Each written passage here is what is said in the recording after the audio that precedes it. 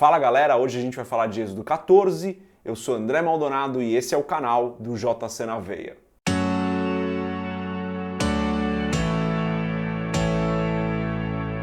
Êxodo 14 é o capítulo onde a gente vê o começo da peregrinação do povo do Egito até a Terra Prometida e a travessia pelo Mar Vermelho, que é o ponto alto aqui do capítulo. Mas antes da gente continuar nesse vídeo, se você não é inscrito no nosso canal do YouTube, se inscreve, compartilhe esse vídeo com outras pessoas, deixe o seu curtir e se você quiser comprar o livro Muito Além de um Pai, www.jcnaveia.com.br.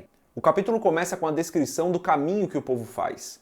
Interessante notar que no final do verso 4, desses primeiros 4 versículos, no final do verso 4, está escrito assim, e eles fizeram assim. O povo até aqui tinha sido muito obediente ao Senhor, tanto na Páscoa, quanto na saída, nos momentos ali finais deles no Egito, no caminho que eles fariam. Deus ordena que eles façam de uma forma e o final do verso 4 diz, e eles fizeram assim, ou seja, eles estavam sendo obedientes a tudo aquilo que o Senhor havia pedido. Porém, do verso 5 em diante, vou ler do verso 5 até o verso 8, está escrito assim, Sendo, pois, anunciado ao rei do Egito que o povo fugia, mudou-se o coração de Faraó e dos seus servos contra o povo, e disseram, por que fizemos isso, havendo deixado ir a Israel para que não nos sirva? E aprontou o seu carro e tomou consigo o seu povo, e tomou 600 carros escolhidos, e todos os carros do Egito, e os capitães sobre eles todos. Porque o Senhor endureceu o coração de Faraó, rei do Egito, para que perseguisse os filhos de Israel, porém os filhos de Israel saíram com alta mão. Então, uma das primeiras coisas que a gente vê aqui nesse capítulo é que, mesmo o povo sendo obediente em tudo que Deus havia pedido até ali, o povo foi perseguido. Aquela perseguição tinha um motivo, tinha uma razão. Deus estava se mostrando como o Senhor para acabar com aquela provocação que Faraó havia feito lá atrás, muitos capítulos antes. Faraó diz, quem é o Senhor? Agora, Deus estava se mostrando, finalmente, eu sou o Senhor. Então, essa perseguição que o povo estava sofrendo tinha um motivo. Mas o meu ponto aqui, fechando parênteses, o povo tinha feito tudo certinho, tinha obedecido ao Senhor, e mesmo assim estava sendo perseguido. E o ponto de aprendizado que a gente tem aqui, na minha opinião, pessoal, é que Deus nos abençoa não porque a gente faz as coisas certinhas, não porque a gente merece. Ele nos abençoa por conta do seu amor, por conta da sua graça, porque Ele é um Deus que ama nos abençoar. Não porque a gente faz as coisas certas. O povo aqui tinha feito tudo certinho e as coisas não tinham dado certo, eles estavam sendo perseguidos. Do ponto de vista deles, eles estavam sendo perseguidos, não estava dando certo. Então aqui tem isso, Não é porque a gente está fazendo tudo certinho que Deus é obrigado a nos abençoar, que Deus é obrigado a fazer as coisas do jeito que a gente quer. Veja, o povo de Israel estava sendo perseguido, mas não é que eles não estavam sendo abençoados, mas eles já entram em desespero, eles já começam a achar que as coisas estão dando errado. Então eles não percebem o todo, E começam a se desesperar. Tinham feito tudo certo, do ponto de vista deles, as coisas estavam dando errado porque eles estavam sendo perseguidos, e eles começam então a reclamar. Vários ensinamentos aqui, O primeiro deles, como eu falei, é esse. Não é porque a gente faz as coisas certinhas que Deus é obrigado a nos abençoar do nosso ponto de vista, da nossa maneira de ver as coisas. Às vezes a gente vai fazer tudo certo, às vezes a gente vai andar na linha, vai fazer as coisas como Deus mandou a gente fazer, e vai vir algum problema sobre a nossa vida. Aconteceu isso com Jó, aconteceu isso com várias pessoas, aconteceu isso com o povo aqui, porque a gente não enxerga o todo, porque a gente não enxerga o que Deus quer fazer por trás daquela situação que a gente está passando.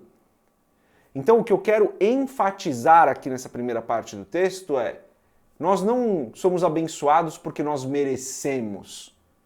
Nós somos abençoados porque Deus é bom, o seu amor dura para sempre, Ele é misericordioso. Não é porque você faz certo que você merece ser abençoado. O que nós merecemos é outra coisa. Então, esse é o ponto, Nós não somos abençoados por merecimento. E um segundo ponto aqui às vezes está acontecendo algo na nossa vida, a gente não enxergou o todo, a gente não entendeu o todo. Deus está trabalhando, Deus fazendo, Deus está nos abençoando no meio de uma tribulação, no meio de algo que para a gente parece ser um problema. como aconteceu com o povo de Israel aqui. Para eles estavam sendo perseguidos, entraram em desespero, meu Deus, o que a gente vai fazer agora? Mas Deus estava abençoando eles, Deus estava protegendo, Deus não deixou de cuidar. Não era sobre eles naquele momento, era sobre Deus se mostrando como Senhor para Faraó. Então tem vários ensinamentos aqui, né? Só para resumir dois deles, não somos abençoados porque merecemos, nós somos abençoados porque Deus é bom. Nós não merecemos a bênção. E o segundo é, às vezes, estamos passando por um problema e Deus está trabalhando, Deus está cuidando, mas a gente não vê. A gente precisa estar muito atento espiritualmente falando para aquilo que Deus está fazendo. Um outro ponto para a gente notar aqui é como o Faraó estava com o foco dele errado, né? Os primogênitos do Egito tinham acabado de morrer, tudo de ruim tinha acontecido ali no Egito e ele estava preocupado com os escravos que ele estava perdendo. E daí ele vai atrás do povo de Israel. Nosso coração é enganoso, se a gente se deixa levar pelo nosso coração, essas coisas acontecem, a gente perde o foco daquilo que é o principal e acaba focando muito na gente, nas nossas coisas, naquilo que a gente está ganhando ou perdendo. O foco nunca é a gente, o foco é sempre o reino. Claro, agora eu estou tirando bastante ali do contexto de Faraó, estou trazendo para o nosso contexto, né? Uma distinção meio grande até aqui. Mas o ponto é que a gente tem que estar com o foco no lugar correto. Quando a gente começa a colocar o foco nas nossas coisas, naquilo que a gente quer, é isso que acontece. Faraó aqui tinha problemas muito maiores para se preocupar, ele tinha que reconstruir uma nação. E estava preocupado com os escravos que ele estava perdendo. Então a gente tem que guardar o nosso coração para que o nosso foco esteja sempre no lugar correto. Daí ali dos versos 10 a 14, a gente vê, como eu falei, o povo reagindo a tudo que estava acontecendo, e o povo se desespera, e o povo fala, olha, Moisés, não tinha covas suficientes no Egito para você ter que trazer a gente para cá, para o deserto, para a gente morrer aqui? Era melhor que a gente estivesse lá. O povo começa, né, com esses devaneios de querer voltar para o Egito. Essa é a primeira vez que isso acontece, vai acontecer várias vezes ainda no Êxodo, né? A gente vê a repetição desse padrão no povo hebreu. Mas eles falam isso para Moisés, né? Ele fala, Moisés, não tinha vala suficiente, não tinha cova suficiente para a gente lá, para você trazer a gente para cá e a gente vai morrer aqui agora. Era melhor ter ficado no Egito, lá a gente estava servindo os egípcios, era melhor e, meu Deus do céu, né? Primeira coisa aqui, pessoal, voltar para o Egito nunca é uma opção. Eu espero que você entenda o que eu estou falando, né? O Egito para nós representa a nossa antiga vida, certo? E Deus nos retirou daquela antiga vida com muitos milagres para uma nova vida na Terra Prometida, vê as analogias todas com a nossa vida, né? Provavelmente você já ouviu isso, uma analogia bem comum. Voltar para a nossa antiga vida, voltar para o Egito nunca pode ser uma opção, gente. Estava ouvindo o testemunho do Adlin Rodrigues, né? Um cara que eu sigo no Instagram já há bastante tempo. E ele fala isso, ele fala, olha, eu sei de onde Deus me tirou, cara. Não dá para voltar para lá, não. E é o que eu falo aqui para vocês, eu sei de onde Deus me tirou. Não tem como voltar para lá. Então, voltar para o Egito, como o povo fala, que nunca é uma opção, né, gente? Não pode ser uma opção para as nossas vidas. A partir do momento que nós começamos a andar com Deus, essa é a nossa vida. É andar com Deus. Voltar para o Egito não pode ser uma opção. E o outro ponto que a gente tem aqui com o povo de Israel é que eles começam a se desesperar. Mesmo tendo passado por vários milagres ali no Egito, sendo poupado de todas as 10 pragas, recebendo várias coisas do povo egípcio para ir embora, sendo protegido pela coluna de fogo e pela nuvem, em todo o caminho, com a nuvem mudando de lugar para protegê-los, né? Eles acabam se desesperando. Isso me traz uma pergunta no meu coração, que é, qual é a nossa reação no meio da tribulação? Como nós reagimos quando os problemas aparecem? O que a gente faz? Quais são as nossas palavras? Quais são as nossas atitudes quando um problema se mostra nas nossas vidas? A gente se desespera e esquece de tudo que Deus já fez? Ou a gente mantém o foco no Senhor, sabendo que Ele é o nosso libertador, que Ele é o nosso porto seguro, que Ele é a nossa fortaleza? Deus é a nossa fortaleza. Deus é o nosso porto seguro. Ele é quem nos livra, nós não podemos perder isso de vista. Porque quando nós deixamos de olhar para o Senhor e nos esquecemos de tudo o que Ele já fez por nós, o problema começa a ficar muito grande. Nossos problemas não são maiores que o nosso Deus. Mantenha isso na sua mente. E lembre-se que voltar para o Egito nunca é uma opção. Diante da reclamação do povo, Moisés vai até o Senhor e nos versos 15 e 16 a gente lê a resposta de Deus para Moisés. Deus diz o seguinte: Então disse o Senhor a Moisés: Por que clamas a mim? Dize aos filhos de Israel que marchem. E tu, levanta a tua vara e estende a tua mão sobre o mar e fende-o, para que os filhos de Israel passem pelo meio do mar em seco. Esse padrão que a gente vê aqui, né, é um padrão bem comum na palavra. Moisés tinha recebido muito do Senhor. Moisés tinha sido instrumento para realizar os milagres, Moisés tinha falado com Deus, Moisés tinha visto a sarça, Moisés tinha passado por muitas experiências com Deus, e agora Deus se vira para Moisés e fala: Olha, por que você está clamando a mim? Diz para o povo marchar. Deus fala com Moisés como se Moisés soubesse que ele precisava fazer aquilo, né? Esse é um padrão bem comum na palavra. Você recebe os milagres, você recebe a bênção de Deus, você recebe muitas coisas de Deus e depois Deus te manda para trabalhar. Vamos ver com os primeiros discípulos de Jesus, né? Receberam muitos milagres, receberam muitas palavras. Em um determinado momento, em Mateus 10, Deus separa os seus discípulos de 2 em 2 e fala: Agora vocês vão pregar. A mesma coisa com os apóstolos, né?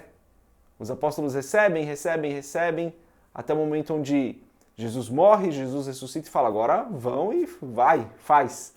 Mesmo antes, né, ele diz em Mateus 28, agora, então ide fazer discípulos de todas as nações, batizando-os em nome do Pai, do Filho e do Espírito Santo. Então, em vários momentos, a gente vê muitos milagres acontecendo, muitas bênçãos acontecendo, agora vai e trabalha. Paulo, a mesma coisa, né? Paulo recebe do Senhor e daí Deus diz: agora vai, trabalha, vai fazer discípulos. A gente vê esse padrão, né? O povo de Israel recebeu muitos milagres, a gente vai ver isso no livro de Êxodo, né? Foi abençoado na travessia no deserto, quando chega na Terra Prometida precisa começar a trabalhar. O maná cessa, a nuvem vai embora, a coluna de fogo vai embora. E eles precisam começar a trabalhar, eles precisam começar a se proteger. Esse padrão parece que acontece com Moisés aqui, né? Moisés recebe, daí Deus começa a falar para ele: Olha, agora, irmão, por que você está clamando? Vai e faz o que você tem que fazer. Chega um momento na nossa vida com Deus que a mesma coisa acontece. A gente recebe, e a gente precisa uma hora começar a ir trabalhar, começar a servir. Servir a igreja local, servir ao Senhor, obedecer ao Senhor e pregar a palavra, atender o nosso chamado. A gente precisa começar a trabalhar. Não que a gente vai deixar de receber. Moisés não deixou de receber, Paulo não deixou de receber, os apóstolos não deixaram de receber, mas tem um momento onde a gente sabe o que a gente precisa fazer e a gente precisa ir trabalhar. Não dá mais para ficar só pedindo, só recebendo. Precisa ir para cima, precisa trabalhar. Então, esse padrão me parece que acontece aqui com Moisés, né? Recebe, tá na hora de trabalhar agora, Moisés. Agora vai, não tem nem por que clamar a mim, manda o povo marchar, você já sabe que eu vou fazer o milagre. Não é isso que Deus fala, né? Mas parece que tem esse padrão aqui. Avalia, tá? Estou colocando aqui o que eu entendo, o que eu vejo de padrão na palavra, mas é importante que você avalie para ver se eu não estou falando nenhuma besteira aqui. Daí então a gente vê o mar se abrindo, o povo de Israel começa a passar, o povo de Israel sai do outro lado, Moisés novamente com o seu cajado fecha o mar dessa vez, né? E então todo o povo ali do Egito, Faraó inclusive, morre, nenhum deles sobrevive. E a gente vê então no verso 31 que o povo de Israel muda de atitude, né? Está escrito assim: E viu Israel a grande mão que o Senhor mostrara aos egípcios, e temeu o povo ao Senhor, e creu no Senhor e em Moisés, seu servo. A gente vê esses altos e baixos do povo de Israel ao longo do livro de Êxodo, né? Crê no Senhor, deixa de crer no Senhor, crê no Senhor, duvida do Senhor, e a gente vai vendo esse mesmo padrão se repetindo através do Velho Testamento com o povo de Israel. Nós não podemos ser assim, né? Um povo que vive de altos e baixos. Uma hora está com Deus, está na fé, está na caminhada, outra hora está lá embaixo, já desistiu de tudo, já tem dúvidas, já não sabe. Precisamos ser constantes, precisamos guardar o nosso coração, precisamos ser constantes no caminho do Senhor. Não podemos ser como meninos levados pelos ventos. Precisamos ser constantes, fiéis ao Senhor. Que nós sejamos, eu e você, esses fiéis ao Senhor. É isso. Tenho terminado esses vídeos de estudo aqui com uma breve oração. Então, se você quiser, se você puder, feche seus olhos, curve sua cabeça e ore comigo. Pai, Tu és santo e bom. O Senhor é o Deus que nos livra. O Senhor é o nosso porto seguro, a nossa fortaleza. Em nome de Jesus, eu Te agradeço por todas as bênçãos que o Senhor tem derramado nas nossas vidas. por tudo aquilo que o Senhor tem feito por nós, porque o Senhor tem nos dado a sua palavra, tem nos ensinado, tem nos abençoado, tem nos enviado. Eu te agradeço, Senhor. E eu peço, Pai, perdoa os nossos pecados, assim como nós perdoamos aqueles que nos ofendem, que nos fazem mal. Perdoa-nos porque nós precisamos da tua misericórdia. Em nome de Jesus, Pai, eu peço que o Senhor continue nos abençoando, continue nos protegendo e nos livrando do mal. Ajuda-nos, Pai, a guardarmos o nosso coração. Ajuda-nos, Senhor, a andarmos nos teus caminhos, a atender o teu chamado para que nós possamos trabalhar. Usa-nos, Pai, eu peço em nome de Jesus. E se você concorda com essa oração, você diz amém. E logo mais tem o vídeo do capítulo 15 de Êxodo. E quando a gente perceber, já acabou mais um livro da Bíblia, mais um estudo completo. Deus abençoe a sua vida. Paz.